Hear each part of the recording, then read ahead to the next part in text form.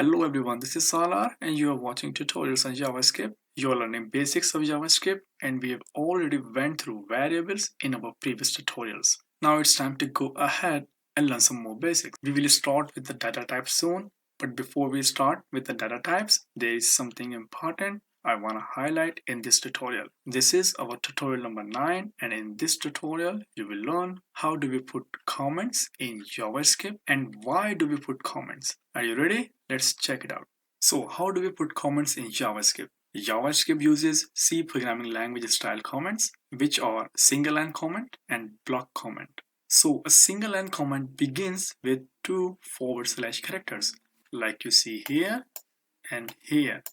Both the lines are commented out. These two lines are the part of the code, but JavaScript is not going to interpret these two lines, right? And a block comment or a multi-line comment starts with a / and asterisk, and it ends with the opposite, as you see here in the example. So everything that you write inside will be considered as comment, right? So these are the two techniques that we use to put comments in JavaScript. Now, another thing that I want to talk about is why do we put comments? And there are several reasons for that.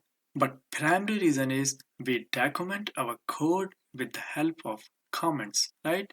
Writing comments in the code is considered good programming practice. Using comments, you actually put descriptions about what the code is doing.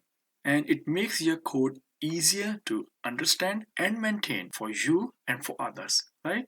Another use of comment is you can perform debug operation or you can trace errors by switching off a section of your code. Let's suppose there is a bug in this program and I don't know where the bug is. So the program has a function and if block. So I can simply switch off the if block to find out if the rest of the function is working or not. So you as a programmer will develop the habit of placing comments while programming. Try to put descriptive and good comments that describe your code and logic. There are many guidelines on how to write good comments that you can read on the internet. So that was all about comments in JavaScript. From the next tutorial, we will start learning data types in JavaScript. So stay tuned and thanks for watching.